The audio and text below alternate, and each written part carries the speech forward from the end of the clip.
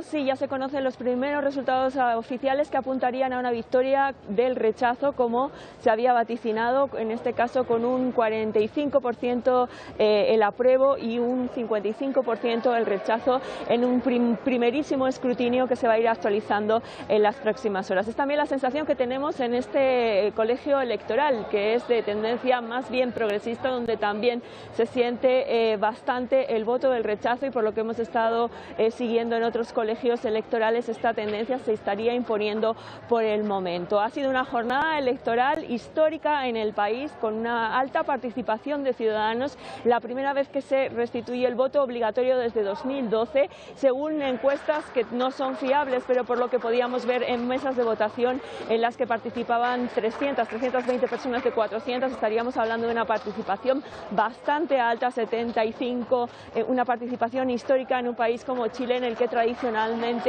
las elecciones no participa ni un 50% del electorado con voto obligatorio, con voto voluntario, perdón. Por ejemplo, las últimas elecciones en las que salió presidente Gabriel Boric fueron las elecciones con mayor rango de votación, y era un 53%. Una jornada muy democrática, muy en el espíritu chileno, un país con grandes tradiciones republicanas, donde todo el mundo acude a ejercer el voto de manera pacífica, donde hay instancias para hacer reclamos, donde hay observadores de ambas posturas, donde también el servicio electoral es muy respetado, ese mismo que anuncia con bastante celeridad los resultados, y donde hemos visto largas filas, pero también un voto muy expedito, puesto que la opción estaba clara. Ahora lo que tenemos que ver es cómo evolucionan estos primeros votos. Si bien el voto en el extranjero se había manifestado a favor del apruebo, como suele ser también tradición, por el momento el rechazo va avanzando en los resultados. Y de ahí, ¿qué es lo que sucederá a partir de mañana en el país?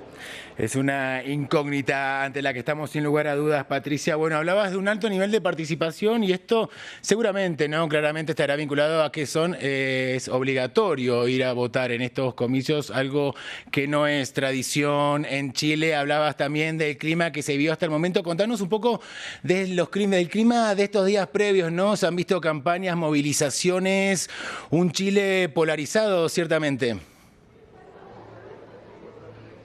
Así es, un Chile muy polarizado, en el que ha reinado la incertidumbre en este proceso histórico sobre si finalmente se va a enterrar la Constitución de la dictadura o no va a ser así. Las encuestas daban siempre como favoritos al rechazo, esta era la gran sensación que se vivía. Sin embargo, en el cierre de campaña del jueves vimos cómo los partidarios del apruebo salían masivamente a las calles a celebrar su opción, a manifestar su opción, y eso dio como una esperanza de que quizá las encuestas se podían equivocar, como se han equivocado en otras ocasiones en el país. El gran tema es la gran incógnita siempre ha sido cuántas nuevas personas que no han votado mucho tiempo acudieron hoy a votar, y de qué forma lo han hecho. También es verdad que se ha puesto mucho esfuerzo, tanto por parte del gobierno, por promover la participación, como por parte del servicio electoral, por ejemplo, cambiando la geolocalización de los locales electorales, de forma que cada chileno tenga el local de votación más cerca de su casa.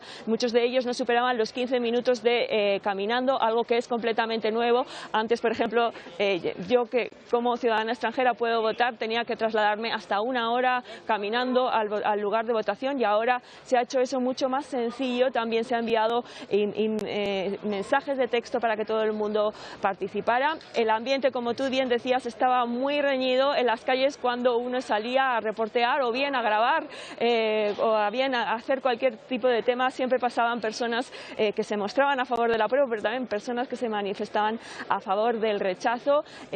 Son muchas las incógnitas que se abren en este proceso, que va a seguir continuando. No termina este 4 de septiembre, sino que se inicia un nuevo ciclo para muchos. Este ciclo que partió con la revuelta de octubre de 2019 y que se manifestó en el plebiscito de entrada, en que un 80% de los chilenos manifestaron Constitución, su deseo de acabar con la Constitución que rige la actualidad y hacerlo a través de un proceso, una convención constituyente. Este ciclo va a continuar, puesto que la necesidad de cambios se expresó en las calles, se ha expresado en diversas formas. Sin embargo, es verdad que el proceso de la elaboración de este texto constitucional ha estado lleno de polémicas y también que quizá no siempre se ha sabido comunicar de mejor forma los contenidos del nuevo texto constitucional, que el debate ha estado más en el contexto de cómo se produjo la redacción de esa Constitución más que en el texto mismo, y eso es lo que uno sentía también en las calles, un debate sobre qué es lo que se está votando. ¿Realmente se está votando sobre el texto constitucional? ¿Se está votando sobre el proceso? ¿Se está votando como un castigo al gobierno porque el gobierno se mostró favorable al apruebo? Y mucha gente entiende el voto en la actualidad como un voto de castigo, un voto de rechazo un poco a las propuestas del gobierno, que entró con altas expectativas y que bajó y que está teniendo una de las peores índices de popularidad de la historia de la democracia. Son muchísimos los factores que entran en juego aquí. Lo que sí que es cierto es que este texto constitucional, que cambiaría el Estado subsidiario de Chile a un Estado garante de derechos sociales, que introduciría numerosas reformas, que se declararía a Chile como un país plurinacional, uno de los puntos más polémicos, ecológico, paritario, muy a la vanguardia en muchos temas, no ha estado en el centro del debate de los chilenos. Han sido muchas otras más el contexto que el texto, eso que se ha debatido.